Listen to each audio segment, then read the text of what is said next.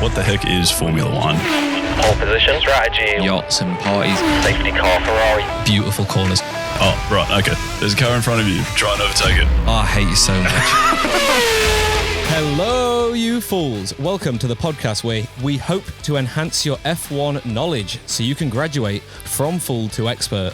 Speaking of expert, I am your self-appointed expert. My name's David. Hello. I messed that bit up, but Nice. we're going well, Skin. Yep, this is a well-oiled machine. Yeah, and as I just mentioned, Skin is our local fool on the podcast. Yep, self-appointed fool when it comes to F1 and probably lots of other topics, but mainly F1 in the context of this podcast. Yeah, in the context of your other podcast, Electrician Fool, you're also a fool. That's not a real podcast. Don't Google it. Yeah. Thank you for clarifying. From pit lane antics to racing riddles, we're here to make you laugh and question your sanity. Sit back, buckle up. It's time for Formula Fools. We do have a hot lap recap to start us off. The race is over. It's that time in the show for the hot lap recap. Let's go, go, go, go, go. Okay, fools, here's your Azerbaijan hot lap recap. And if you're a McLaren fan, you might want to stick your fingers in your ears for this one. Let's not sugarcoat it. This was supposed to be Lando's big chance to put Piastri under real pressure in the title race. And instead, the whole McLaren camp just looked a little bit rattled, really, didn't they? Norris needed a big result. Piastri had had a mare. He crashed at quali. He false started and then he binned it by lap 1. And yet Lando only clawed back 6 points by finishing 7th. That gap's still looking pretty chunky, isn't it? With not many races left to go. Honestly, qualifying set the tone. Most red flags ever, a track like an ice rink, and McLaren were nowhere. Norris tried to be clever with track position. He ended up out first, he slipped, he hit the wall, and he lost the best of the conditions, and he stuck it in 7th. And then he pretty much held that spot all race. Now, when your big weekend is spent staring at the backsides of Yuki Tsunoda and Liam Lawson, that's a problem, isn't it? An Oscar, uncharacteristic weekend, oh yes. Usually solid as a rock, but in Baku, he drove like he'd swapped racing brains with Pastor Maldonado. Bit of a throwback there for those who know. The crash, the anti-stall, another crash in the first lap, just a complete write-off of a weekend. Now, we say his pressure's not a thing for him, but that result does start to make you wonder, doesn't it? Meanwhile, Max Verstappen was just flawless. Pole, win, fastest lap, not a slip all weekend.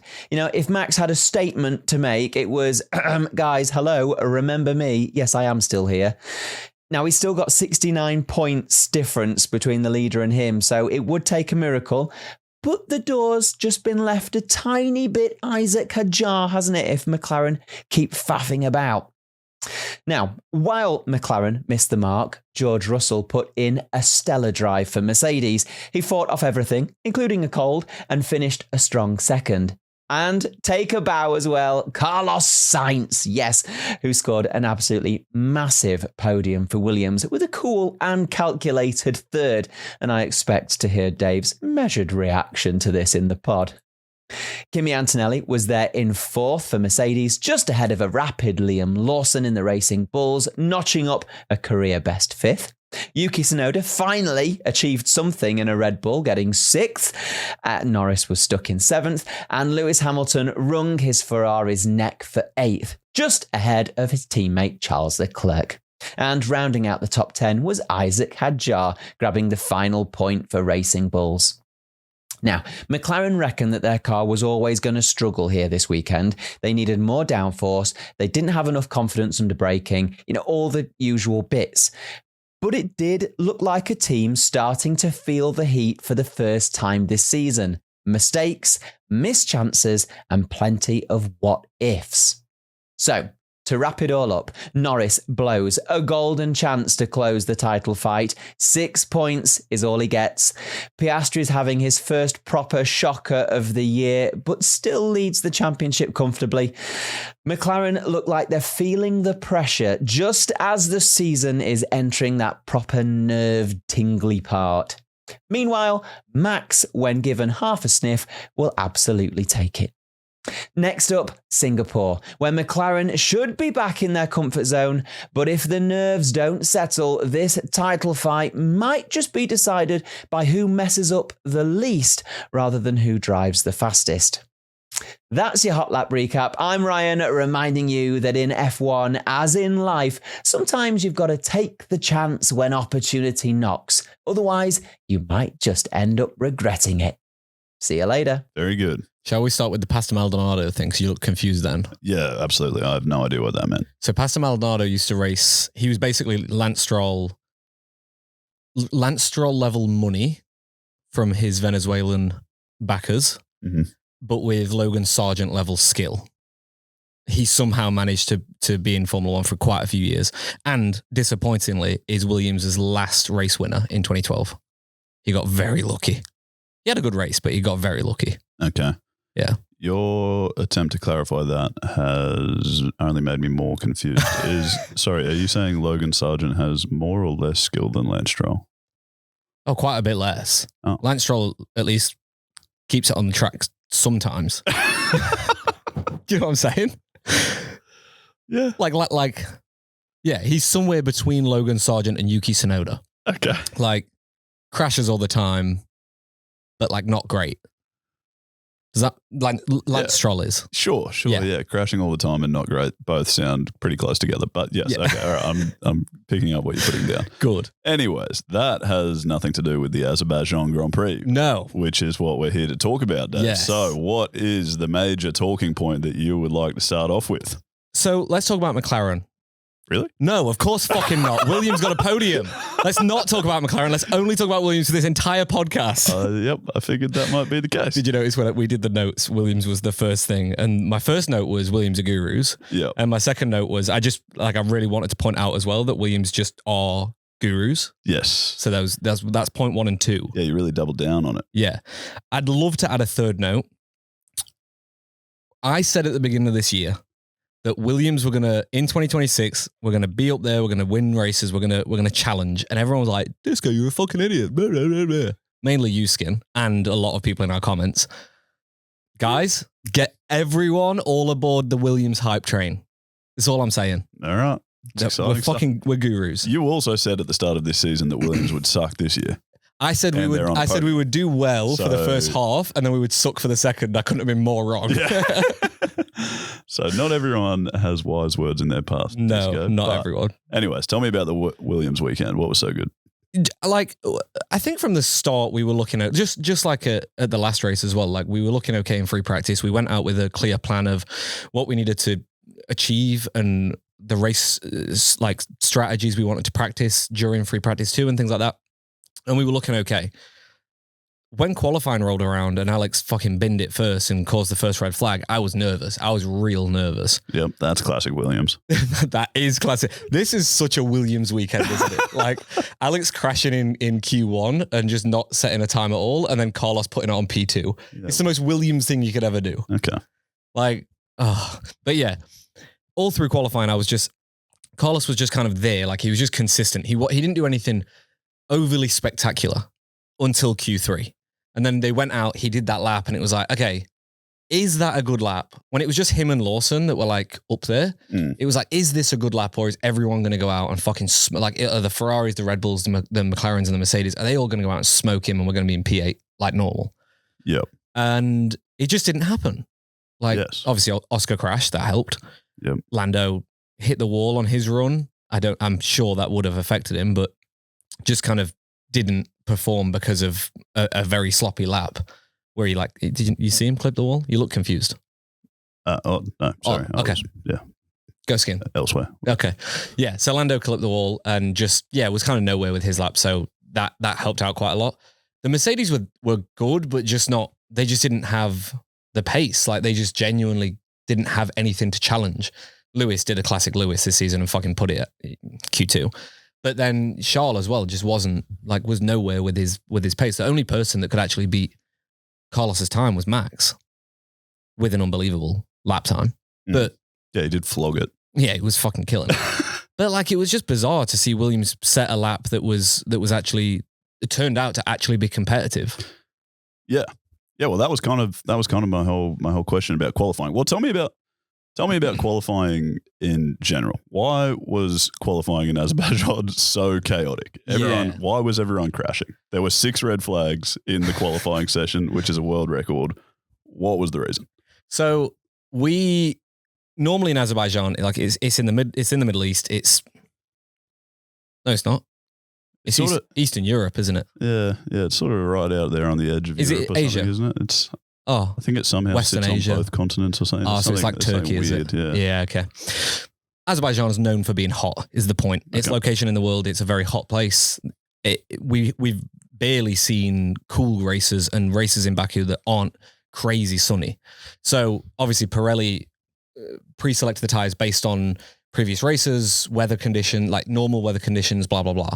This weekend, going into it, was like, there's a chance for rain on the qualifying day. There was a chance for rain on the race day. Temps were going to be lower, which meant the track temps were going to be lower. So no one really knew how the tyres were going to perform. And I think when you look at Alex's incident, not so much because he just clipped the wall on the inside. But when you look at a lot of the incidents, like Oscar's incident in qualifying, he just, and Charles as well, just carried too much speed like into the corner. He just couldn't slow it down. And it's just because the tyres, they need to perform in there's such a small window of performance for these tyres that it was taking them longer to get them into that performance window. And then they weren't having the grip because the track wasn't there. The track temps weren't there, but also it was fucking crazy windy. Like through free practice, there was branches falling off trees and hitting the backs of cars and things like that. Like it was quite dangerous. And so like, I think for Oscar's sake, I'm pretty sure it was for Oscar's, there was quite a strong tailwind. So going into corners like that, you were being pushed into the corner more. So and that was changing throughout qualifying and throughout the race as well. So we're seeing all these crazy difficult conditions, and it's there's multiple different things that are making it difficult. So it was just we saw it up and down the grid as well. It wasn't just one team were doing shit. Like everyone was being affected by these changing conditions. Yeah. And it was just, I don't know, it was just really fucking difficult for all of them to do anything. Okay. Yeah, see, I can kind of wrap my head around like the little bit of rain on the track in qualifying and the different track temperatures to what Pirelli expected. I can understand all that. I've never really heard the wind talked about as much as it was in the qualifying session on the weekend. Why did the wind play such a big role at qualifying in Azerbaijan? And yeah, like what would be the impact that tailwinds have on the car as you're driving them? And why was it so bad on this track? Because it's a street circuit with a lot of tall, tight buildings, you create almost a tunnel effect. Like if you've ever broken down on a bridge or on a tunnel or anything like that, and you get out your car or you open your car window and you just feel the air flowing through it from all the other vehicles going by, you create this like tunnel effect. And when you've got high winds on top of that with F1 cars going around, you've got constantly changing conditions and constantly like air swilling around in between these buildings. So that's one thing to think about with Azerbaijan. And it's similar in Singapore. It's similar in a lot of street circuits. We get it in Monaco. You get it in Hungary to an extent, but less with the buildings. I think it's more emphasized here because of the buildings and how tight everything is. There's not like, apart from the main straight, there's not anything that's like wide and open. Everything is real compact. So if you get a tailwind hitting you, so a tailwind, for anyone that doesn't know, is a wind that's pushing the rear of your car forwards. So if you get a tailwind pushing your car forwards and you hit the brake normally without any wind at the 50 meter board, you've got a tailwind. You need to hit that maybe even at the 75 meter board, 100 meter board, something like that. So if you do that and you're not expecting to have a 25, 30 kilometer gust hitting you at that exact time, then you're going to still hit the brakes at the 50, maybe the 55 or 60 to be safe. But you needed to do it at 75 or 100 because you've got a 20 kilometer gust up your arse. Right. And there's just no way of knowing when them gusts are going to hit. Okay. So that could explain why Oscar's mistake in qualifying just looks so rookie. Yeah. It looked like- and Charles as well. Like Charles was very similar with the wind as well. So, but yeah, like it just catches them off guard. I think, can't remember who it was. There was a team principal, I can't remember who it was saying that they looked at the data for one of their drivers after qualifying and they saw this crazy gust that hit the car at the exact moment that then caused him to spin. And it was like, that was the biggest gust of the whole qualifying session. Right. So like you just as drivers, you just can't predict it. And the moment you've lost your rear, because the cars are rear wheel drive. So the moment you've lost your rear, you're fucked. Like it's just like aquaplaning. Like if you brake and the rear starts to go first, you're going to do a pirouette. Like you're not saving that car. Mm-hmm. So yeah. Okay. And yeah, so all this chaos is going on in qualifying. Everyone's crashing out, and then they're only getting a couple of little cracks at doing good laps, right? And so you've really got like one chance to put a good lap in. Yeah. And Lando bottled his and didn't really do anything too exciting. So I guess the question is like, was Carlos Sainz being second in pole position, second in qualifying? Yeah.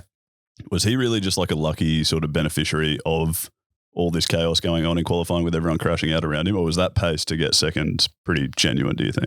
Well, yeah. See, this is the thing that I think a lot of people post qualifying were thinking was like, oh, Carlos got lucky because this happened, right? Like the weather was bad, the tires weren't being switched on, cars were crashing, like all of the red flags. That's the only reason he got the thing. You actually did some digging and showed me this, and it shocked the hell out of me when I read it. Mate, not just a pretty face over here. Oh, yeah. I also have access to Google. And some very basic knowledge of what to Google. No, but so Sainz's qualifying time of a 1:41.59 would actually have given him second place in last year's Azerbaijan Grand Prix as well. Yeah. So, no. Is the answer. He didn't get it by luck. He didn't get it because of all these red flags and because of all these other people making mistakes because of these, unpredictable circumstances. He got it on merit. He was able to put a lap time in that was good enough for P2 last year, and it was also good enough for P2 this year. I think if we had had a cleaner session, McLaren probably would have, because what was the gap from Carlos to Max? It was like 4/10, 5/10 or something. I think McLaren would have bridged that gap and would have got him realistically, but he would have still been in the top 4 or 5. He would have still put in a very, very good lap. So no, like his pace was genuine. I think I was also doubting it. Like post qualifying, I was like, I don't want to get my hopes up. I've seen this before. Like, what if we haven't got genuine pace? I don't think he's going to hold on to it. But he held on to it. And I mean, he lost one position, but George had a fucking great race. We'll get onto that later. But he did very well to stay on the podium, and he raced a very good race, holding up a lot more faster cars behind him for most of the race. Yeah, exciting stuff. Go Williams. Actually a fast car. Yeah, if Williams want to jump on board and just, I don't know, tell me I'm the biggest Williams fan in the world. I'm definitely not. Can we talk about the unicorn that Carlos put on the back of his helmet? Have you seen this? No. So Williams have been doing these videos where they're getting fans to send them in a question to Carlos and Alex, and then they'll answer the question, right? So this little girl sent a video in, and she's holding a toy unicorn, and she says, Carlos, I want you to name my unicorn. And then Carlos is like, oh, I call it Sparkles or Sprinkles or something like that. I can't remember what it was. And then I can't remember if it was Alex that said it, but it went on to them saying that he should put a unicorn on his helmet. And Carlos said, if you design a unicorn for me, I will get a sticker made. I'll put it on my helmet for the rest of the season. He had it on his helmet in Azerbaijan on the back of his helmet for this race. This was the first one. And then he gets on the podium. He takes a unicorn sticker with him. He put it on the front of his trophy. He stuck it on the front of his trophy. So all of the celebration images of Carlos with his trophy, he's got this unicorn sticker that this little girl from England has sent into him. Wow. Yeah. Carlos, what a cutie. So I think that's staying for the rest of the season. It's a little good luck charm for him. I see. Yeah. So cute. I'm talking about you now, Skin. Thanks. Yeah, we'll cut that bit. Yep. Racing Bulls. We'll just briefly touch upon these because they had a great race. Double points finish for them. It's what they needed. Liam's highest finish of his career in P5, which was very nice to see for him. He's needed a good result recently. I think a lot of people have been questioning whether he should be in F1. I think this was a very good race for him. Hopefully it builds some more confidence and we see more results like this for the rest of the season. But he's certainly been needing this race result to show everyone what he can do. But I think overall, they're just looking very competitive recently. Isaac obviously getting his podium a few races ago. I can't remember what race that was. Like they're doing stuff. They're on merit with McLaren and Ferrari at some tracks. Mercedes and Ferrari at some tracks. And obviously beating the second Red Bull, which did well, but beating that second Red Bull is a huge achievement for them. Yeah, they'd be on track with Red Bull if Red Bull didn't have Max. yeah. Literally, they'd be higher than them in the points. It's quite weird. Yeah, it's very odd. And now McLaren, Skins team. Yep. The team that I said last week were going to win the Constructors' Championship this week, that didn't win the Constructors' Championship this week. You absolute fool. Yeah. How was I to know that the two best drivers on the grid this season in the best car have both bottled it on the crucial weekend for them? Mate, it's obvious. I told you don't count your chickens before they hatch or whatever that saying is. I told you. Yeah. And you were sitting there saying, no, mate, they've won it. The season done. Well, it still is done. They'll win it next time. This is exactly what you said last week. Yeah, but mate, they'll win it next week. I guarantee it. All right. I guarantee it. It's a David guarantee. Not a good race for them, as Ryan said in his hot lap recap. They both hit the wall in practice. There's a lot of memes. Lando hit the wall, and then Oscar hit the wall like 20 minutes later or something. So there was a lot of memes like, "Hey, Oscar, can you hit the wall? Because Lando did it." Oh. Classic.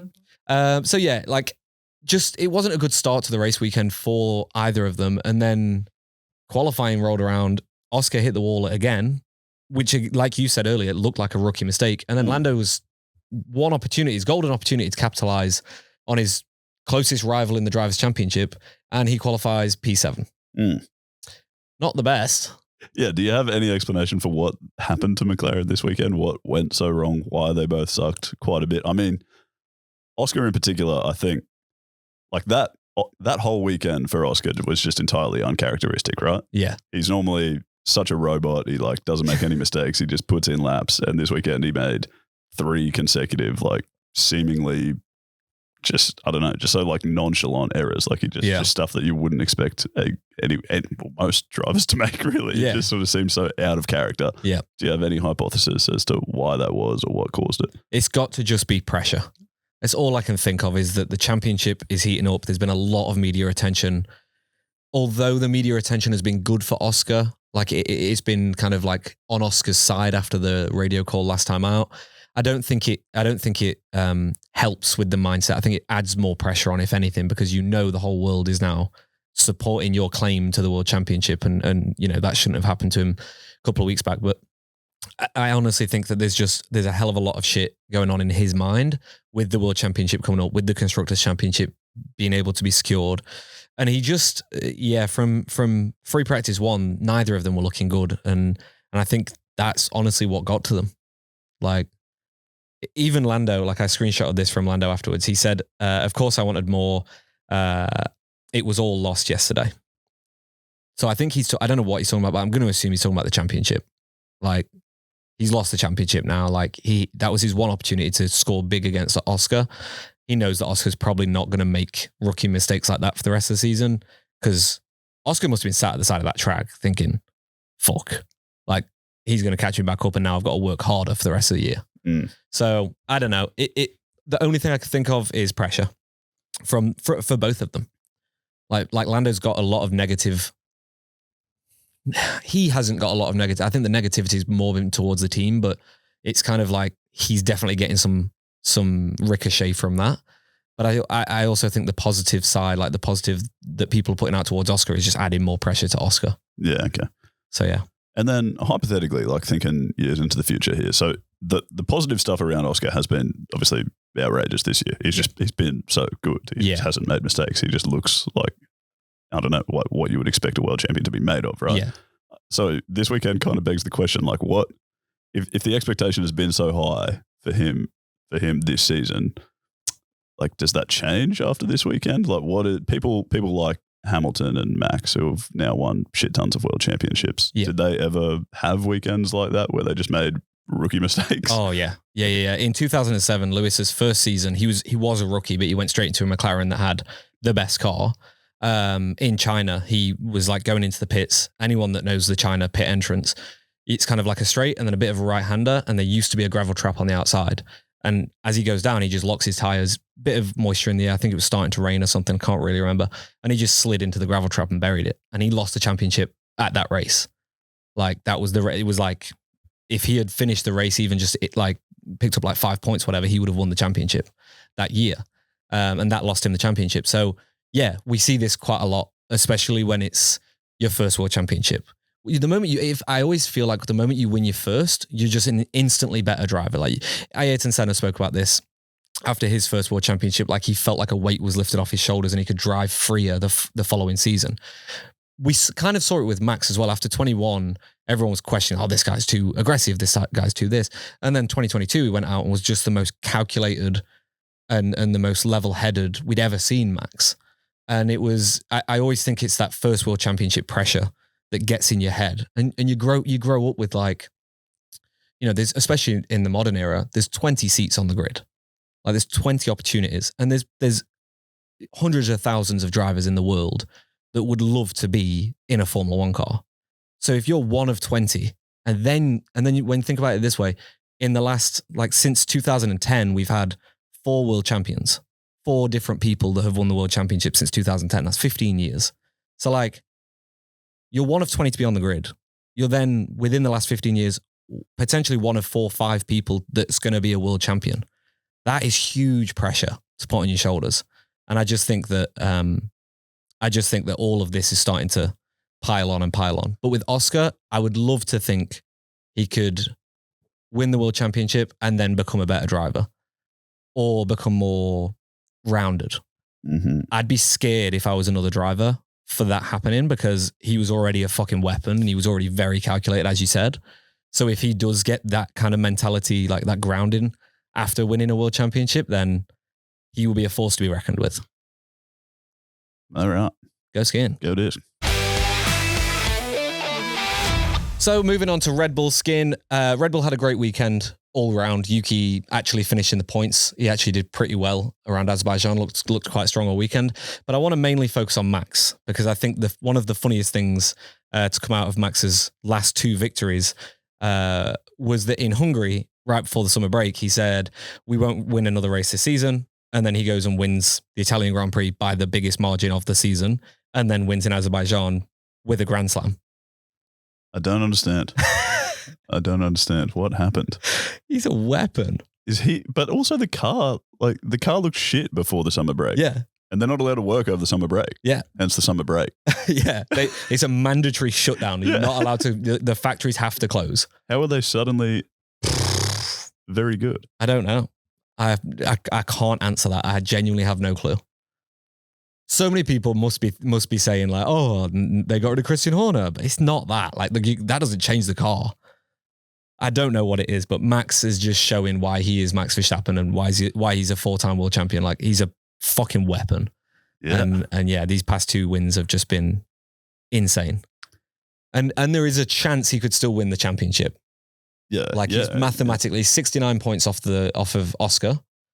If he has to win everything from now, and there's a lot of calculations online of like this would have to happen for Max to win, but he has to win everything, which is very doubtful that will happen. Yeah, very unlikely, but exciting that it's very possible. Exciting. Yeah, and yeah, it's just crazy because I guess, well, yeah, I really only started watching F1 like last year, so I've sort of always had this, well, not always, but yeah, I definitely started with this like image in my head that a lot of Max's winning would have just been due to driving a really fast car. Yeah, 100%. And it's seemingly quite the opposite. Yeah. He's just actually very good at driving. Yeah. Well, this is the thing with the best of the best. Like when Lewis was winning all of his stuff, there was so many people that didn't like Lewis, me, that were saying, oh, it's just the car. And then when he went to Ferrari, you know, I mean, he still hasn't stood on the podium for Ferrari. So he's not looking like he is the GOAT. Sorry, Lewis fans. But Max Verstappen definitely does not have a car this year that is the fastest car, and yet he has qualified on. Is this the correct stat? Is it that he's qualified on pole more times than anyone this season, with 6 pole positions now? I'm sure that's what I read. I don't 100% know. Yeah, well, but you're asking the wrong bloke, but yeah, sounds good. Sorry, I thought you know how to Google. I just didn't have that one. That one fingertips. I'm sorry. So yeah, I think he's got the most pole positions for this season. Like he's showing this season that it's not just the car for him. He is a weapon. Ferrari. I did just touch upon Lewis Hamilton. I think one of the funniest stats that has come out of this weekend is that Carlos just qualified on the front row before Lewis qualified on the front row. Ferrari dropped Carlos for Lewis. Bad choice, probably. Great for Williams. And then also Carlos got a podium for Williams before Lewis has got a podium for Ferrari. And this isn't to say that the Ferrari car is bad. Charles has got qualified on the front row and got a race win this season, a podium this season. So like, seems like it's just a Lewis thing. Oh, Dave. Well, calm down. No, listen. All I'm doing is I'm stating facts. Okay. All you're doing is hypothesizing, seeking evidence to confirm your bias that Lewis is shit. 100%. No, he's not shit. He's very good, but he's just not as good as Carlos. Okay. Lewis being shit this weekend. Well, I didn't see any of the free practice stuff, sorry, but certainly he was actually good in free practice. Free practice 2, he was he was like first or second. Right. Okay. Yeah. Don't know what happened. Okay. Yeah, no, neither. Okay. So it seems like his woes sort of started in qualifying. Yeah. Why did he not do another lap? It seemed like he had time to get to the start line and put another lap in and try and get through to Q3. Why did he just cruise back into the pits? He didn't have enough fuel. Oh. Yeah. Yep, so that'll do it. Yeah, they would have fueled him just for the one lap, and I think that was obviously it was the wrong choice. He went out in Q2, but yeah, it's as simple as that. With all them red flags and everything, it was kind of like, and Toto said this after, no, not Toto, Bono, Kimi's race engineer, said after the qualifying, he said like, Kimi's performance was really good because there were some of the times you had one lap to go and do it. You had one opportunity to put the lap in. And this is what a lot of people are saying as well, since with this race with Carlos and with Liam and with Max, with their qualifying performance, it's like, it shows who the consistent drivers are and who the informed drivers are, because when you've only got one opportunity to get a lap in, if you mess that up, you're in P12, like you're starting way out of position. And that was the case for Lewis, is that he folded under pressure. He had his one opportunity and he didn't capitalize on it. And it was frustrating to see that they didn't put enough fuel in, because it would have been good to see what he could have done, see if he could have challenged for that front row, or to challenge Carlos, or to challenge even for the pole against Max. But I just think that he needs to take accountability, because when he was going into the pits, he was like, "Oh, the tires weren't ready, or this wasn't ready." It's like, mate, you had one opportunity just like everyone else, and you fumbled it. Like you weren't in any worse position than anyone else on the grid. Like, you had all of the same tools, and you just messed it up. So like, it would have been great to see him up there, but I don't want to see him up there if he's going to, because what would have been shit is he could have got up into P3, P2, whatever. And then he would have been like, "Oh yeah, great lap from me." Whereas like, he's in P12 and he's not taking accountability. He's blaming the car, or he's blaming the team. It's like, it's classic Lewis. Oh, Dave. Yeah. Okay. He did say after the race, happy I moved forward from 12th, but I really couldn't care less for that position. As in where he finished P8 or 9 or wherever it was that he finished. Yep. So yeah, he's yet again, we're seeing him quite disheartened, which was crazy, because after free practice 2, when he did really good, he did an interview and he was like, "That was the best session I've had with Ferrari." He was like, "I actually feel like we made forward progress in that session," and then not in qualifying. Yep. Him finishing P8 or 9 or whatever it was noticeably one spot higher than Charles Leclerc. Yeah. How did that happen? What were they? Well, they told him Charles to move out the way for Lewis. Yeah. So what were their different strategies? Why was Lewis like faster at the time? Lewis had gone longer on hards at the beginning in the first stint, and then he was on mediums at the end. Right. And I think with the degradation being kind of, it wasn't that high, so everything was kind of neutralized, because the degradation was quite low for the race. So that's also why we were seeing like Esteban Ocon pitted on like 3 or 4 or something, and then went to the end. Like, we were seeing a lot of people just going super long, way past when we thought the tires were going to last. And I think that was Lewis's benefit, was being on the mediums when the mediums were performing at the best. So it's a bit Wienersville that they did make them swap, because Lewis then didn't overtake the car ahead.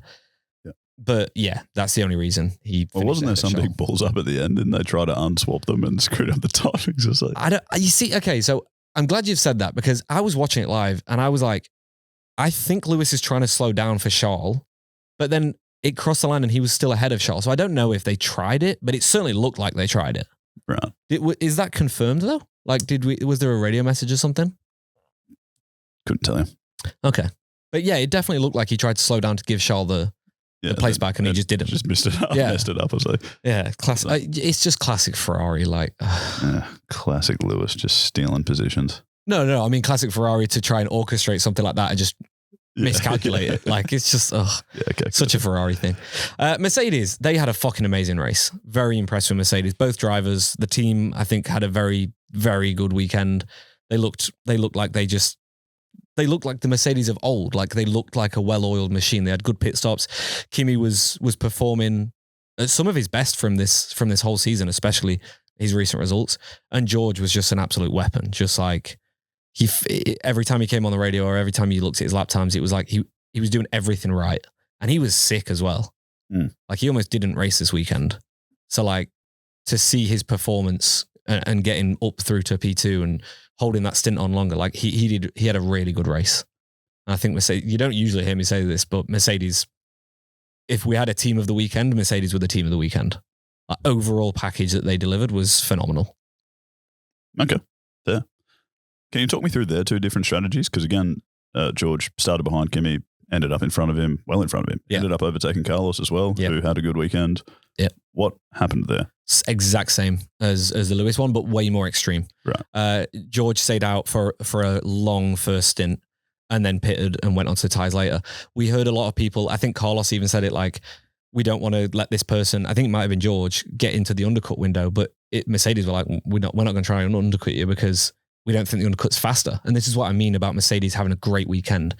While everyone was thinking about undercutting the car ahead or not being undercut by the car behind, Mercedes were going the overcut, like, or like staying out longer and then being on a fresher tire at the end. That was the better strategy, and it was the better strategy. It got them P2.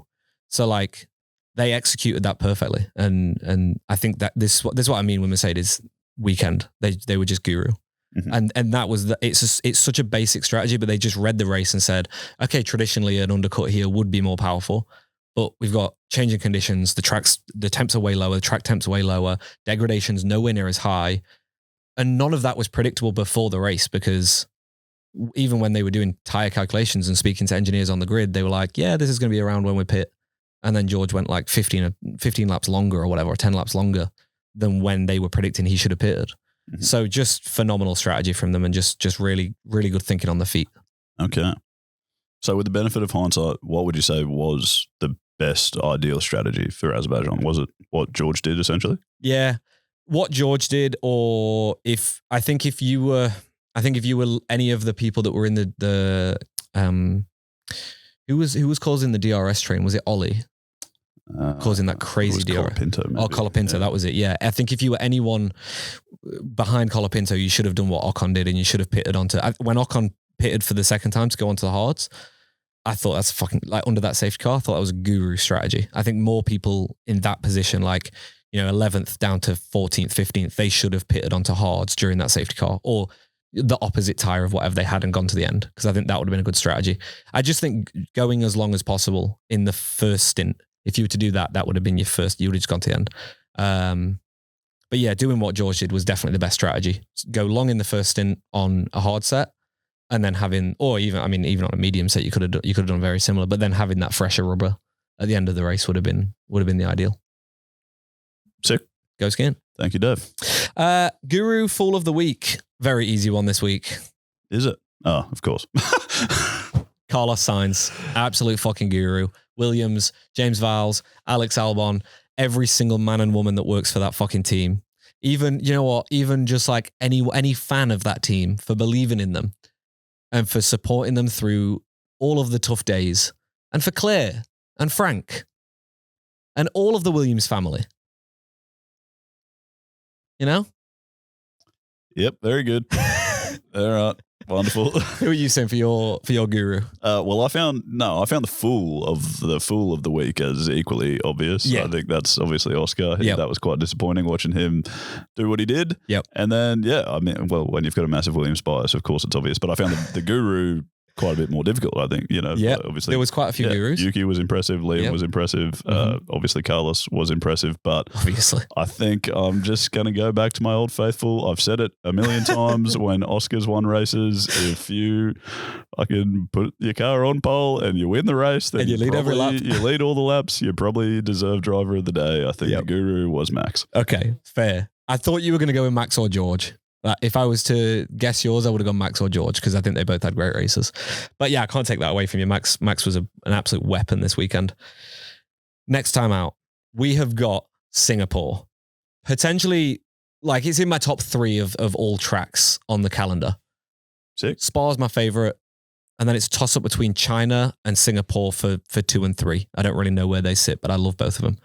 But Singapore is certainly my favorite street circuit, like hands down. And okay, Australia's kind of a street circuit. It's not really though. There's gravel traps, but it's an amazing track. It is typically the most physical track of the season. So you're going to see a lot of people in ice baths immediately after every single session.